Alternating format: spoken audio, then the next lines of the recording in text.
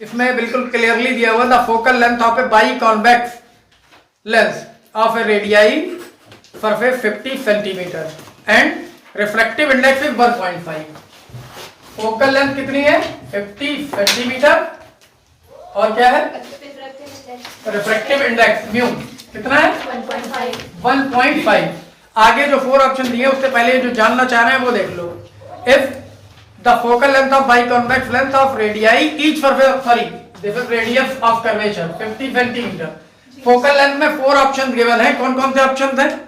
Option जरा तुम लोग रीड करो। 40.4 75 सेंटीमीटर 50 सेंटीमीटर एंड 80 सेंटीमीटर। इनमें से एक ही करेक्ट हो सकता है तो चेक कर लेते हैं। फार्मूला है हमारे पास, सीधे में भी सारे ही लोगों ने सॉल्व कर लिया होगा। बाई कॉन्वेक्स में हमने बताया था the sign must be plus, या प्लस होना चाहिए।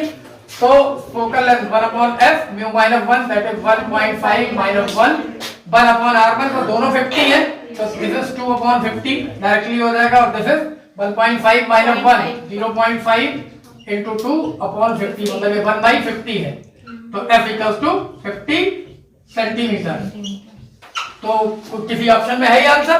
कौन सा ऑप्शन? ऑप्शन सी है। तो आंसर सी इज करेक्ट। ठीक है, तो जिसने भी इसको सॉल्व करके लगाया हो उसका ये सही है। अब कर देना, नोट थोड़ा ना किसी को करना है। फॉर्मूला नोटिस करो, उसमें वैल्यू पुट करो, सॉल्व करो।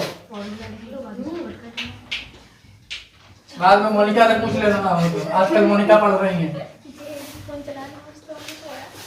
नेक्स्ट क्वेश्चन जो था हमारा वो है a metal coin in bottom of the beaker filled with the liquid of refractive index 4/3। Refractive index दिया है दूसरे क्वेश्चन में म्यू इक्वल्स टू 4/3 और एक कॉइन है जो किसी बीकर में कहा है बॉटम पे है ऑफ हाइट कितने 6 सेंटीमीटर h 6 सेंटीमीटर है। बताना क्या है इसमें? To the observer looking from the above surface of the liquid coin will appear. Coin appear कहां पर होगी? जैसे पता है मैं कंटेनर में कॉइन या बॉटम पे डाल दी कोई भी ऑब्जेक्ट कितनी हाइट तक फिल किया गया 6 सेंटीमीटर, जो ऑब्जर्वर यहां से देखेगा उसको ये कहां होगी? तो हमारे पास एक सिंपल फॉर्मूला था, relation between the real depth and apparent depth. क्या था कोई बताएगा? डी एपेरेंट को अगर हम डी माने और रियल को डेप्थ को h माने तो h/म्यू, ये था फॉर्मूला। यहाँ पर तो डी एपेरेंट कैलकुलेट करनी है, h 6 गिवन है, म्यू 4/3 है। पुट कर लो वैल्यू, ये 6 × 3/4 9/2 दैट इज 4.5 सेंटीमीटर। तो यहाँ से ये 6 सेंटीमीटर यहाँ पे 4.5 पे दिखाई देगी यहाँ पे कोई पे। तो कोई ऑप्शन है क्या? कौन सा है? Option C. तो once again answer C is correct. जो 4 ऑप्शन थे उसमें से ये वाला टैली कर रहा है। पहले तुम लोग डायरेक्ट मार्क करते हो एमसीक्यू में, यहाँ इसीलिए सॉल्व करके कर रहे हैं कि अगर कोई भी कंफ्यूजन हो तो क्लियर हो जाए, क्योंकि जरूरी नहीं है कि ये क्वेश्चन एमसीक्यू में आए, ये न्यूमेरिकल में आ सकता है 1 मार्क्स में 2 मार्क्स में पूरा। तो फिर पहले भी कई बार डिस्कस कर चुके हैं, अगर आपको सारे फॉर्मूले आते हैं अच्छे से तो फॉर्मूला अप्लाई करोगे तो कोई रिजल्ट तो आएगा ना, तो चेक करने में इजी हो जाएगा। फिर नेक्स्ट वाला क्वेश्चन है the refractive index of material of a equilateral prism is √3 what is the angle of minimum deviation. Refractive index दे रखा है, एक मिनट, प्रिज्म का थर्ड क्वेश्चन के अकॉर्डिंग कितना है √3। एंगल ऑफ मिनिमम डेविएशन पूछना चाह रहे हैं म्यू। कौन से रिलेशन से फाइंड कर पाओगे? रिफ्रैक्टिव इंडेक्स पता है तुम लोगों को, फिर से देख लेते हैं, फिर से एक बार क्वेश्चन रीड कर देते हैं। The refractive index of material of a equilateral prism. Equilateral prism का मीन क्या हुआ? ऑल एंगल्स आर 60 डिग्री, सारे के सारे 60 हैं। तो इसका मतलब एंगल ऑफ प्रिज्म हमें यहाँ से पता हो गया है ना। हमें चाहिए डेविएशन। डेविएशन के लिए फॉर्मूला क्या था? 2i - a। इसके लिए पहले में i चाहिए होगा। i कहां से लाओगे? म्यू हमें पता है, म्यू इक्वल्स टू क्या होता है? sin i/sin r। म्यू की वैल्यू है हमारे पास में √3। sin i पता नहीं है, sin r पता नहीं है। अब क्या करोगे? i और r को कैसे फाइंड आउट करोगे?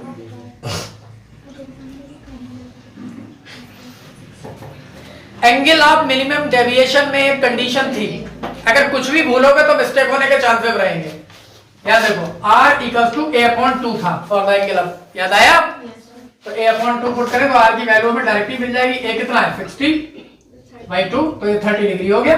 तो r को हमें पता हो गया, √3 है, तो इसका मतलब हमें i फाइंड आउट करना है। Sine i upon sine r, √3 already है, साइन i की वैल्यू हमें कैलकुलेट करनी पड़ेगी और साइन r की जगह साइन 30 पुट कर सकते हैं। तो साइन i क्या हो गया √3 इंटू साइन 30, √3 साइन 30 की वैल्यू कितनी है 1/2, √3/2, और ये वैल्यू साइन 60 की है।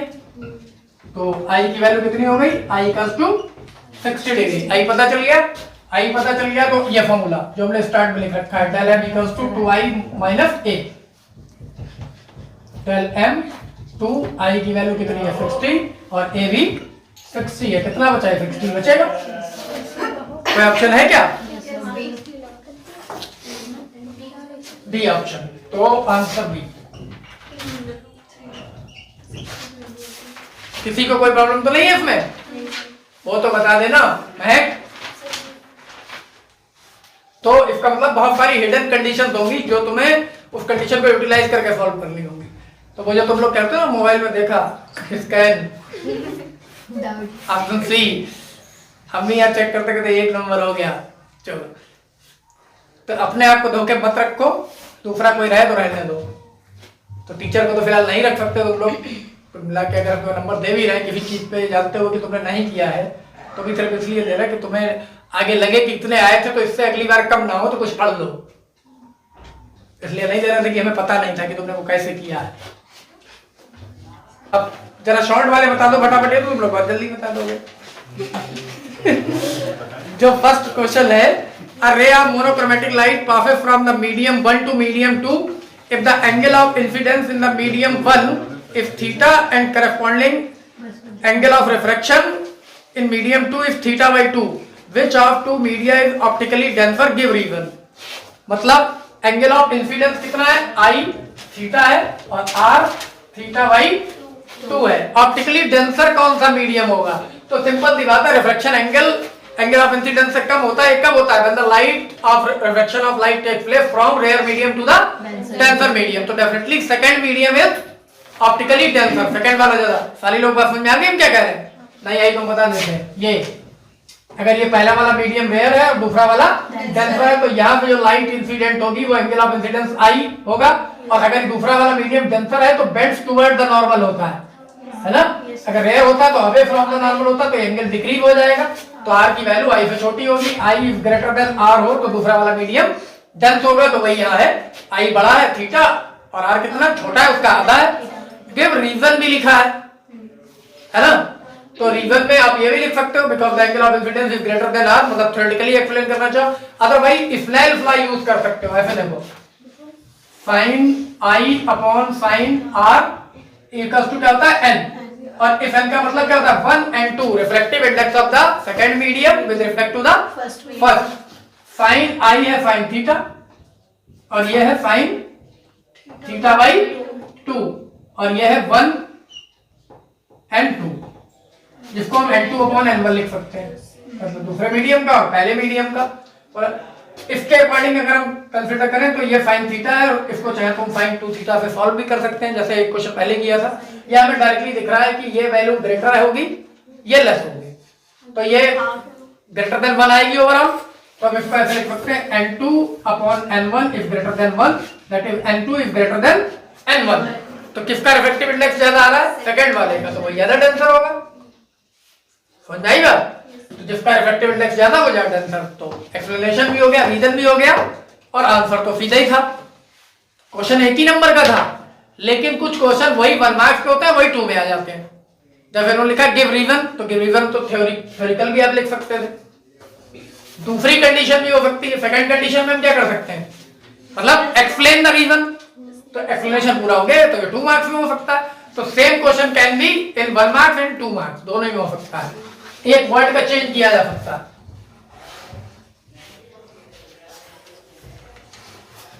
अगर हम इससे नेक्स्ट क्वेश्चन की बात करें जो कि सेकंड है,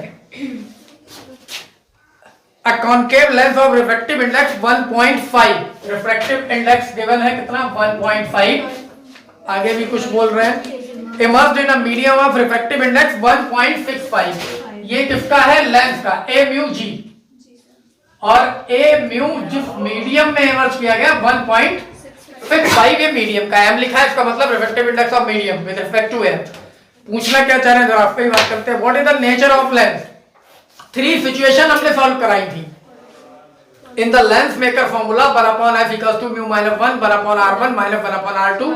it means the focal length of the lens depend upon refractive index in which the lens is placed and the radius of curvature of lens। और 3 सिचुएशन में हमने जब फाइंड आउट किया था dependence on the refractive index, तो हमें क्या मिला था, if the lens is immersed in a medium having the same refractive index it become a plain glass plate and disappear in that medium। मतलब अगर lens को ऐसे मीडियम में रखा जाए जिसका रिफ्रैक्टिव इंडेक्स उतना ही है जितना लेंस का होता है, तो क्या होता है डिसअपियर, मतलब दिखाई नहीं देगा।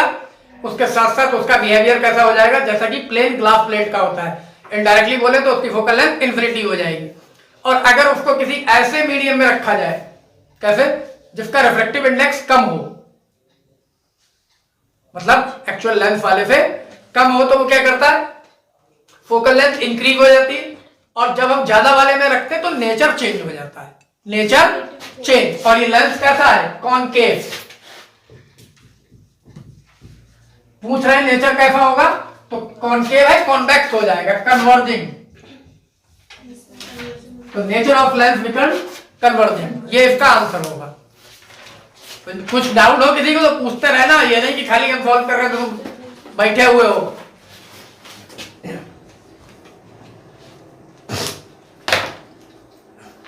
ठीक है, अब अगला क्वेश्चन देखते हैं। अब अपने आप तुम लोग अपने मार्क्स दे पाओगे चेक होने के बाद, हमारी जरूरत नहीं है, ठीक है। नेक्स्ट क्वेश्चन है, an air bubble is formed inside a water, does it act as a converging lens और a diverging lens.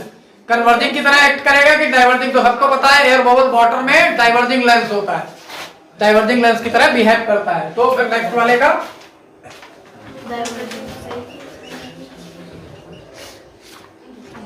Diverging lens की तरह इसका बिहेवियर हो जाएगा।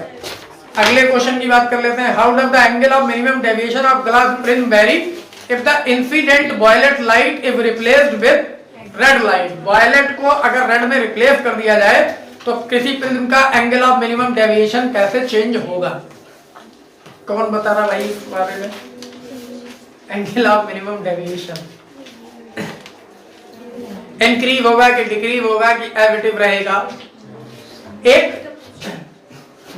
अगर हम बोल दें कि डिक्रीज होगा, नेक्स्ट क्वेश्चन जो फोर्थ है उसके आंसर में हमने बोल दिया angle of minimum deviation decreases if the violet light is replaced by the red. तो डिक्रीज सही आंसर है इसका, सही आंसर है ना। कैसे है बता देख लो। एक यहां पर हमने प्रिज्म ले लिया, प्रिज्म क्या करता है, व्हाइट लाइट को स्प्लिट कर देता है 7 कंपोनेंट में।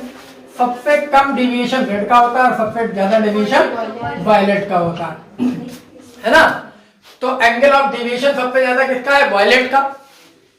सबसे कम किसका है, रेड का। और आपने क्वेश्चन में क्या कहा, वायलेट लाइट थी रेड कर दी तो कम डेविएट होगी, तो एंगल ऑफ मिनिमम डेविएशन क्या हो जाएगा, डिक्रीज हो जाएगा। तो डिक्रीज आंसर हो गया।